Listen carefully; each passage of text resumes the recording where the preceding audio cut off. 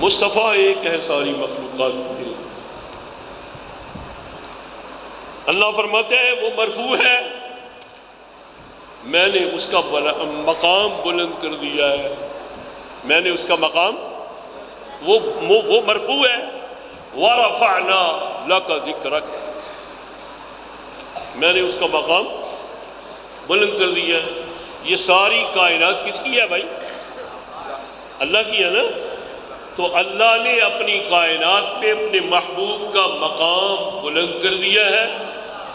اب کوئی کائنات میں ایسا نہیں ہے جو سرکار کے مقام کو نیچا کر سکے، بلکہ سرکار کا مقام جو ہے نا وہ بلندیوں کی طرف ہی رواں دواں رہتا ہے۔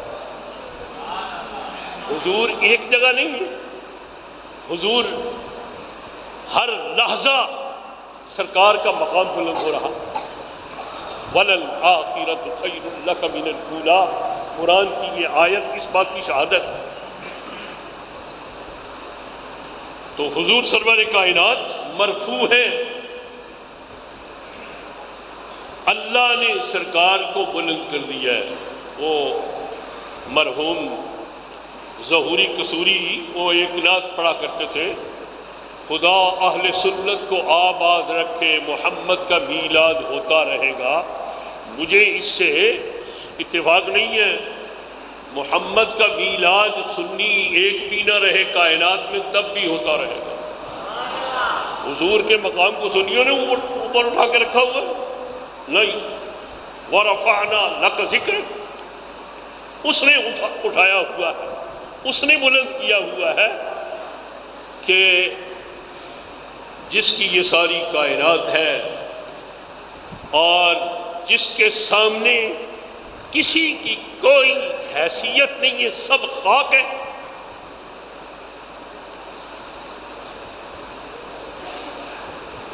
سرکار دو جہاں صلی اللہ علیہ وسلم یہ ایک دعا مانگا کرتے تھے، یا اللہ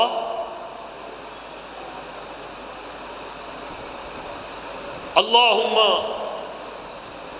معطی، وہ کیسے ہے جناب؟ وہ حدیث کے الفاظ تو آپ میرے ذہن میں نہیں آ رہے ہیں، اس کا ترجمہ یہ ہے، اے اللہ جس کو تو عطا کر دے اسے روک کوئی نہیں سکتا، ولا معطی لما منعت، اور جس کو تو نہ دے اس کا معطی کوئی نہیں ہے، اس کو دے کوئی نہیں سکتا۔ کائنات رب کی ہے۔ تو میرے محترم بھائیوں، اللہ نے فرمایا وہ میرا حبیب ہے، وہ میرا حبیب ہے، اور حبیب اور محبوب محب ان میں فرق نہیں ہوتا۔ اسی لیے اعلیٰ حضرت فرماتے ہیں میں تو مالک ہی کہوں گا کہ وہ مالک کے حبیب، کہ محبوب و محب میں نہیں میرا تیرا۔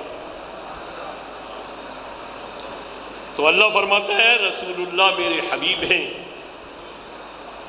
اور آگے لفظ ہیں اللہ فرماتا ہے وہ مختار ہے۔ یہاں کتابیں کروڑوں کی کتابیں چھپ کے فری میں بٹ گئی ہیں، جس کا نام محمد ہے وہ کسی چیز کا مالک و مختار نہیں ہے۔ بولو بھائی یہ کتابیں مان لیں یا رب کو مان لیں؟ مسلک کیا کہتا ہے جی؟ سب کا مسلک یہی کہتا ہے رب کو مانو، اور رب کہتا ہے میرا محبوب مختار ہے، اور اس کے بے شمار شواہد ہیں سرکار کی حیات طیبہ میں۔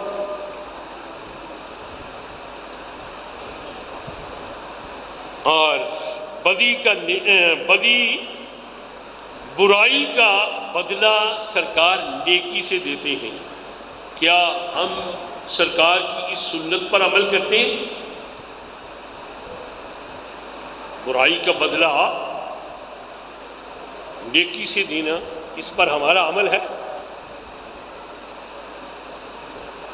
حضور نے بھلا کیا بس۔ آج ایسے لوگ بھی ہمارے معاشرے میں موجود ہیں کہ اگر ان کے سامنے آپ ہنس پڑیں تو اسے بڑی تکلیف ہو جاتی ہے کہ یہ ہنسا کیوں ہے۔ پھر وہ جب تک آپ کو روتا نہیں دیکھے گا وہ چین سے نہیں بیٹھے گا، جتنے تعویذ گنڈے اس کو کرانے پڑے وہ کرائے گا، لیکن یہ آپ کے ہنسنے کا بندوبست ضرور کرے گا۔ لیکن حضور نے روتوں کو ہنسایا ہے، یہ رسول اللہ کی سنت ہے، یہ یاد رہے گی آپ کو۔ اور ظلم کرنے والوں پر حضور نے عفو و درگزر کا دروازہ کھولا۔ یہ یوسف علیہ السلام کے بھائی جب مصر میں غلہ لینے کے لیے گئے ہیں تو یوسف علیہ السلام قتل کروا سکتے تھے ان کو اپنا بدلہ لینے کے لیے، لیکن پیغمبر کریم الصفات ہوتا ہے، آپ نے بتا دیا میں یوسف ہوں، لیکن ان کو کچھ نہیں کہا، سب کو اچھا کھانا دیا، سب کو اچھی رہائش دی اور سب کو پھر غلہ دیا۔ لیکن علماء کہتے ہیں کہ وہ بھائی تھے، بھائیوں کو معاف ہی کیا جاتا ہے۔ آقا دو جہاں صلی اللہ علیہ وسلم مکہ فتح ہوا، سلیمان ندوی نے لکھا ہے کہ 10,000 صحابہ کرام تھے، وہ تلواریں لے کے کھڑے ہیں، اور آگے آقا دو جہاں صلی اللہ علیہ وسلم جلوہ فرما ہے، بیچ میں کافر ہیں سارے کے سارے، وہ رسول اللہ کے دشمن، کوئی مٹی پھینکنے والا ہے، کوئی کوڑا پھینکنے والا ہے، کوئی اوج پھینکنے والا ہے، کوئی کسی طرح ظلم ڈھانے والا، کوئی کسی طرح ظلم ڈھانے والا، کوئی کسی طرح ظلم ڈھانے والا، سب سامنے کھڑے۔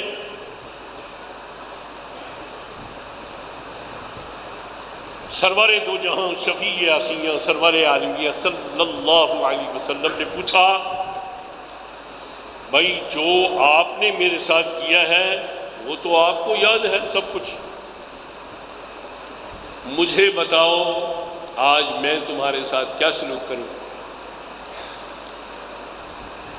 علامہ اقبال نے بڑی اچھی بات کہی،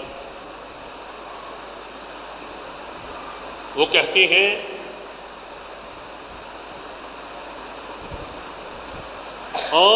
کے بر دادر رحمت کشا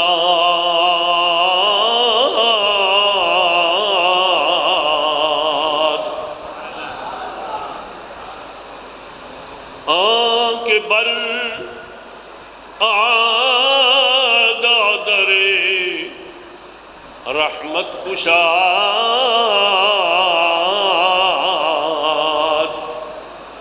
مکرا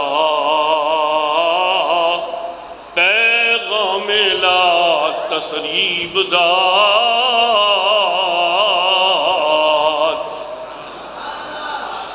سرکار کی ذات وہ ہے کہ مکے کے دشمنوں پر سرکار نے رحمت کا دروازہ کھول دیا،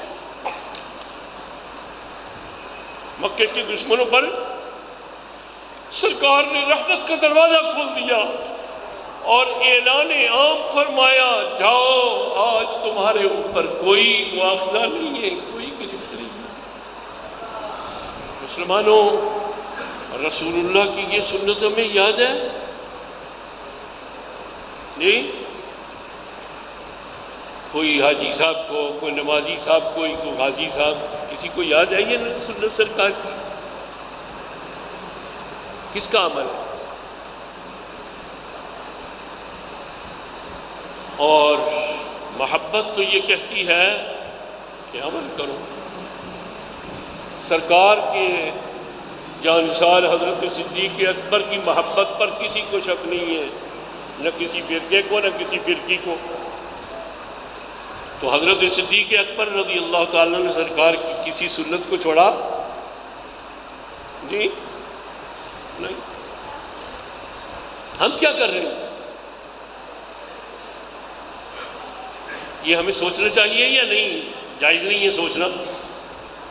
جی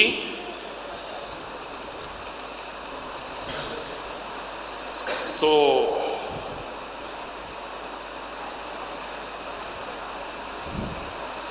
حضور نے ہمیں تو اپنے رشتہ داروں پر، دوستوں پر، خون کے رشتوں پر رحم نہیں آتا۔ یہ جو حضرت شیعہ علیہ السلام کو جو وحی کی ہے نا اللہ تعالیٰ نے، اس میں یہ الفاظ بھی موجود ہیں کہ میرا محبوب پرندوں پر مہربان ہے، چرندوں پر مہربان ہے اور چوپایوں پر مہربان ہے۔ آقا دو جہاں صلی اللہ علیہ وسلم نے فرمایا کوئی بندہ کسی گدھے، گھوڑے، خچر کے اوپر یا اونٹ کے اوپر سوار ہو کر اسے کھڑا کر کے باتیں نہیں کرے۔ اگر کسی نے بات کرنی ہے اتر کے بات کرو، کیونکہ جانور کو کھڑا کیا جائے تو پھر اس کو تکلیف ہوتی ہے جب اس کے اوپر بندہ سوار ہو۔ تو ہمارے آقا و مولا صلی اللہ علیہ وسلم نے پرندوں پر مہربانیاں کی، درندوں پر مہربانیاں کی، چرندوں پر مہربانیاں کی، اور آج ہمارا حال کیا ہے وہ آپ کے سامنے ہے۔ اور یہ بات یاد رکھ لو کہ یہ ہمیں نفس نے فریب دیا ہوا ہے۔ بات کی سمجھ آ رہی؟ اگر یہ نفس کا فریب نہیں ہے نا تو پھر مجھے آپ بتائیں، میں ایک سوال کرتا ہوں آپ سب لوگوں سے، آپ اللہ کی قدرت کے قائل ہیں یا نہیں؟ سب قائل ہیں۔ آپ اللہ کی رحمت کے قائل ہیں اور اللہ کی رحمت کے بھروسے پر سارے گناہ کرتے ہیں۔ سب گناہ اسی بنیاد پر ہوتے ہیں، اللہ مہربان ہے، اللہ بخش دے گا، اللہ معاف کر دے گا، اسی لیے ہوتے ہیں نا بھائی۔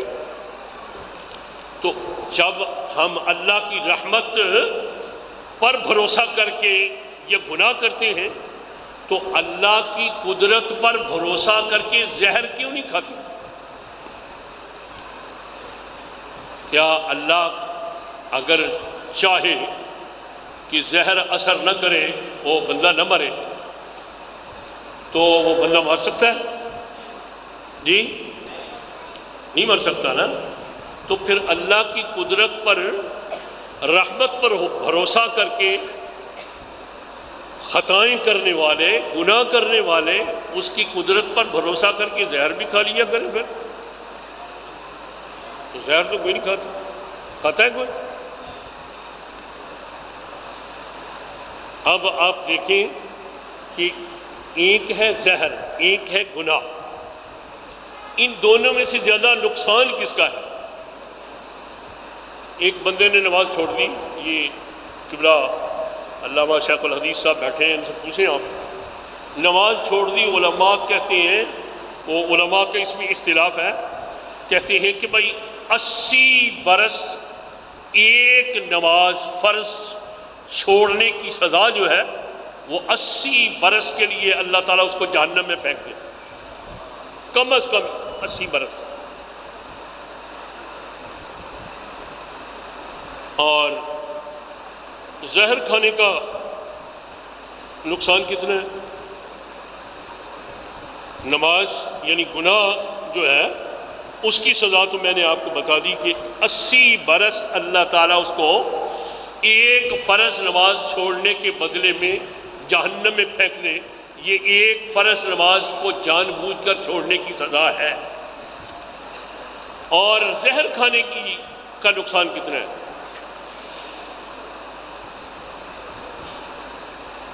زہر کھانے کا نقصان صرف اتنا ہے کہ اس کی جان گئی، بس اس کی آخرت باقی ہے، اس کی آخرت برباد نہیں ہوئی، اس کو کوئی آخرت کا عذاب نہیں، یہ صرف اس کی جان گئی ہے، اس کی دنیا تاریک ہو گئی، جی اس کی دنیا ختم ہو گئی۔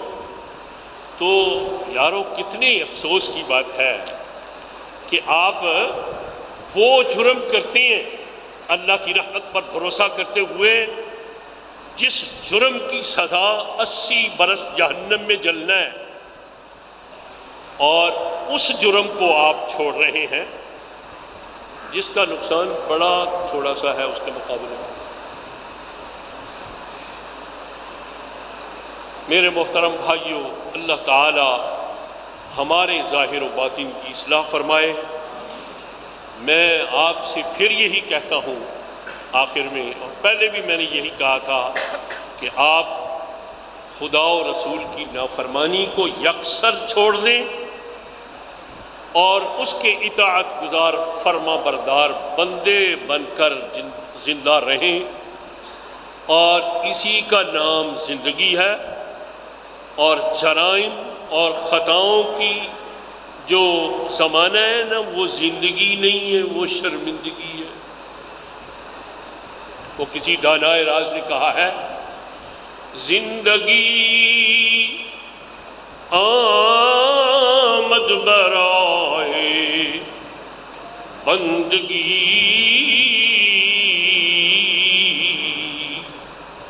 زندگی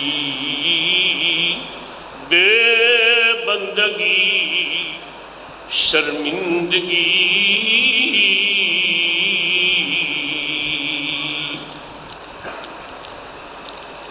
وآخر دعوانا ان الحمد للہ رب العالمین۔